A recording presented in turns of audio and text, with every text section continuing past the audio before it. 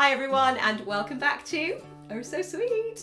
So in today's video we're going to be having a look at stitches. Now every machine varies a little bit when it comes to decorative stitches, but some of the standard stitches tend to be very similar. So what we will do is we'll go through some of those today and we'll look at the difference between stretch and woven fabrics. I'm also going to share the walking foot that I use on stretch fabrics. It just makes it so much easier when you're dealing with stretch. Stretch fabrics are a gremlin for many people. They stay away because it can be a little bit of a nightmare to handle, but the walking foot does make things so much more simpler. So let's get started. So many of these stitches that you can see on here vary. Some are for decoration, some are sort of for binding hems or overlocking, keeping in frayed edges. Some of them you may not have seen before, but obviously this one here, this is our straight stitch. Every machine should have a straight stitch just for general purpose, general use, and just sort of binding, you know, two pieces of fabric together.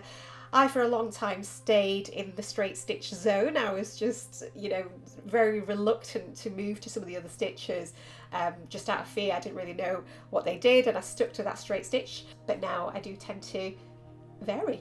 This one here is known as your straight stretch stitch. Now this straight stretch stitch is like a straight stitch, but it's actually reinforced. It locks 3 times. It's very good for reinforcing seams in sportswear, but it's particularly good for curved seams, which take a lot of strain. So the next one along is the hand look quilt stitch. Now this one's particularly designed to look like hand sewing for top stitching and for quilting. You can get quite a dramatic appearance if you start experimenting with different tensions, stitch length combinations. So have a go with that. If you are a quilter, if you mess about with sort of the length of your stitch, you can get some really nice little effects for top stitching. The next one along is what's called a blind hem stitch. Now this particular one here is very good for normal woven fabrics, and the one next to it is also a blind hem stitch, but this particular one is very good for stretchy fabrics. So it's actually good for anything that's elasticated. It will bind it quite well. Anything that's quite sort of soft and stretchy, this one is the one to go for, and you can actually sort of hem the edges with that one, so that was quite useful. The next one along is a crescent stitch. This particular one's good for decorative purposes. You can kind of decorate edges of woven fabrics. I haven't tried it on a stretch fabric. I'm not too sure what it's like on a stretch piece of material, but it's definitely very staple on woven fabrics. So this one here is a zigzag stitch, a standard zigzag. Zigzag stitches are very good for locking in frayed edges that are on woven fabrics, neatening up. If you don't actually have an overlocker and you want to neaten up the edges, a zigzag would be the go-to stitch for that. Next to it is what looks like a zigzag, but it's a little bit thicker now. This is known as the rickrack stitch. Now this one is particularly used for kind of decorative top stitching. It's ideal for when you're edging neckbands, armholes, sleeves, that kind of thing. But it can be used on stretch fabrics as well as a zigzag. So this one for woven, that one I would suggest on a stretch fabric. It works quite well for myself, so give that a go. Hopefully that'll work well for you too. So this one over here that's kind of a dotted zigzag stitch is actually called the multi-stitch zigzag. Now this particular one is a very strong stitch because it doesn't actually sort of make one stitch like the normal zigzag. This actually makes 3 short stitches as it moves along. It's very good for kind of overcasting all types of fabric. So if you're kind of, you know, mending a tear, if you're doing any patching, any kind of attaching of, say, flat elastic, this would probably be the go-to stitch for that kind of work. I've used it to mend tears and it works tremendously well. So that one's the multi-stitch zigzag. The next one is the honeycomb stitch. So this stitch is ideal for, again, overcasting. You can use it to attach elastic as well. I've used it for stretch lace before and that works really well for me. So that's the honeycomb stitch. This next stitch is what's known as an over edge stitch. So this kind of stitch is used in industry for making sportswear. It kind of finishes the seam really, really well. It's good for worn edges or repairing any tears as well. So that one is the over edge stitch. So this one here is a pyramid stitch. So pyramid stitch can be used for decoration. Some people use them on bias tape as well. It will secure very, very well. I have actually used it to mend tears before as well. But again, it is more so for decoration. The next one along is a feather stitch. So this one's quite good for when working on lace or when making lingerie. It's quite good for quilting as well. Some of my friends use this particular one for their quilt work. The next one along is a pin stitch. Now the pin stitch is quite good for applique work. So if you do any kind of applique work, the pin stitch will kind of create a really nice picket-like sort of edge.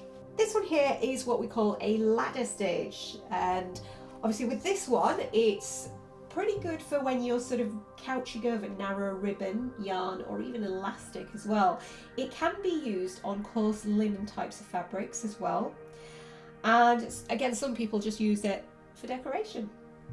The next one along is a flower stitch. It's quite self-explanatory. It is pretty much a decorative stitch that can be used.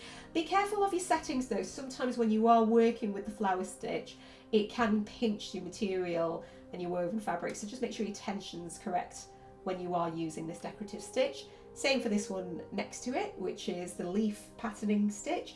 So with this one again, it is a decorative stitch that can be used, but again, please make sure you've got the correct tension set for that. It can pull a little bit on your fabric. This one here is a decorative wave pattern. Again, it's very similar to this one here, but it's without the leaves. It can be quite useful when you're using sort of a little bit of bias as well, just for maybe patterning, and you could also use it to perhaps hem garments as well. So this is what we call the blanket stitch. It's kind of like a hand embroidery type stitch that you can use on bindings, blankets. You can use it to attach fringes, edgings, couching. You can use it for applique as well. It's a very, very useful stitch when you're sort of attaching things onto edging. This one here is what we call a slant pin stitch. Now this one's pretty good for table and bed covers. It's got like a picket-like kind of stitch again, very similar to the previous one, but this particular one is really good on sheer material. So if you are using something that is quite delicate, this particular stitch, the slant pin stitch, would work really well with that. You've also got the next one, which is the slant over edge stitch. As you can see, it's very similar to the other one, but it's a little bit dotted. This particular one would be good for swimwear, sportswear, t-shirts, baby wear, anything that's kind of stretched, such as nylon or jersey, even cotton jersey. This would work really, really well. So again, it's very similar to these, but specifically kind of for stretch fabrics. You've got the next one here, which is the Greek key. This is primarily just for decoration. It's good for borders, hems, and finishing off edges. The next one along is called an entre-deux stitch. Bit of a French name there. This one's quite useful for decorative stitching on borders, and many people use it for heirloom sewing as well. The next one along here is the arrowhead stitch. Now this one's very good for decoration. Some people use it to sort of reinforce their garments as well, and some people use it for sewing edges off pockets. Okay, so this one here is the double overlock stitch, and this one's got three main uses. It's perfect for kind of attaching flat elastic when making or repairing lingerie. It's good for overcasting, and it's also good for seaming and overcasting in one operation. It's used on stretch fabrics as well as non-stretch fabrics, such as linen, tweed, heavyweight cottons, that kind of thing. But it is very useful if you don't have an overlocker. This is the stitch to go for. The next one along is a crisscross stitch. This one is purely for decoration. Some people do use it for reinforcement. I personally have only used it for decoration. The next one along is the crossed stitch. So again, this one's really good for finishing off elastics on fabrics, or you can use it for decoration. The next one along is for sewing a button Now this particular stitch you've got to be very careful with, because you've got to use the right settings, you've got to use the actual buttonhole foot as well that comes with your machine. We will do a separate tutorial for this because it is quite a tricky little thing to get the hang of. I've only just managed to decipher how to do this and got my head around it, so we will go through that in another video. The last two stitches are buttonhole stitches. Depending on the size of your button, you would use either the larger or the smaller one. Again, we'll look at how we can use these two stitches when we look at the video for creating a buttonhole.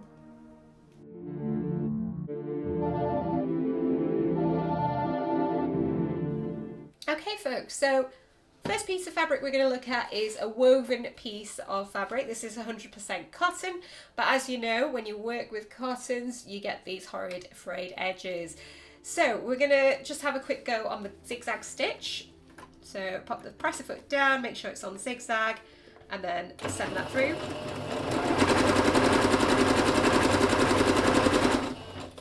Okay, lift up the presser foot. I'm just going to use my little blade at the side. And there we go, we've actually managed to create a little zigzag stitch there, and it's actually finished the edging off really, really well. When you finish edges like that, it's a guarantee that no kind of fraying will occur. It'll lock those little edges in and hopefully nothing will come loose.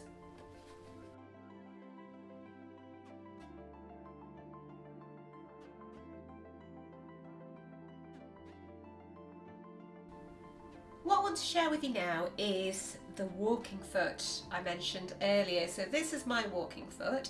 It's one specifically made for a singer. And as you can see, it's got a little lever there, which would sit around this sort of little dial here that holds the pin that goes up and down.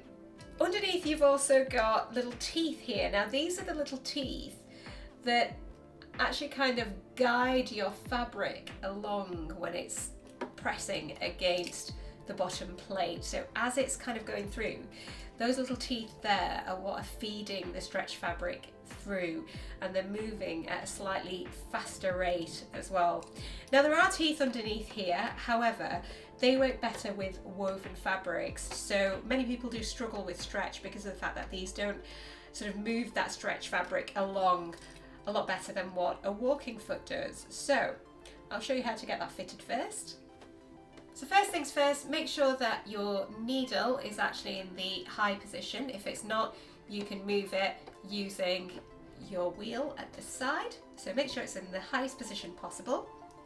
I'm just going to open my little drawer here. So in this drawer I tend to keep a lot of my little tools. So I've got this little screwdriver here.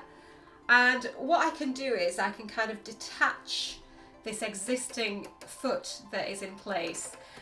Now for this foot, the actual screw is on this side, so I'm going to just pop that in and loosen that. There we go. So I'm just loosening that, and that foot has now dropped. So you can actually raise the presser foot there, just if it's not coming out. I've got a lot of dust on mine. There we go, so I've removed that. And now what I'm going to do is, just make sure that's covered. I'm going to sort of pop this part into this sort of section here. This little piece will actually curl around and hug the lever there. So I'm going to lift the presser foot up again. There we go, so that's hugging the contraption. Now this little lever here does need to go around the screw where the pin goes in, where your needle goes in, so just make sure that's hooked in there before you secure the screw. There you go, so I'm just going to tighten that up. There we are, so there's our walking foot nicely fitted into place. If we were to use a zigzag stitch, we would use the normal zigzag stitch for this. So remember, when you've got the walking foot on, you can pretty much use all the stitches that are intended for woven fabrics. So I'm going to set a normal zigzag stitch there.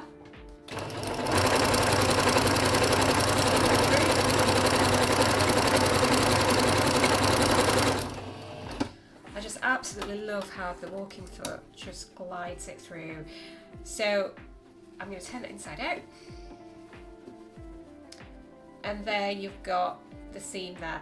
Now, you do still get the flexibility with the zigzag stitch, because zigzag stitches are quite sort of stretchy. They allow you to move the fabric about, whereas the straight stitch, I guess, isn't as flexible. So there is a little bit of stretch in there, but not as much as what you would get in the zigzag stitch. I use a combination of both on jersey, depending on what part I'm working on, but zigzag stitch will give you that flexibility. It is a very, very good option when you're working with stretch. So again, the walking foot, really, really good investment. Think about maybe getting hold of a walking foot if you don't already have one, and if you work with jersey fabrics, it is really fabulous. Okay folks, so hopefully that's given you a little bit more information about stitches. If you do have any questions, please give me a quick shout in the comments, or you can email me and I'll be happy to answer any questions that you might have.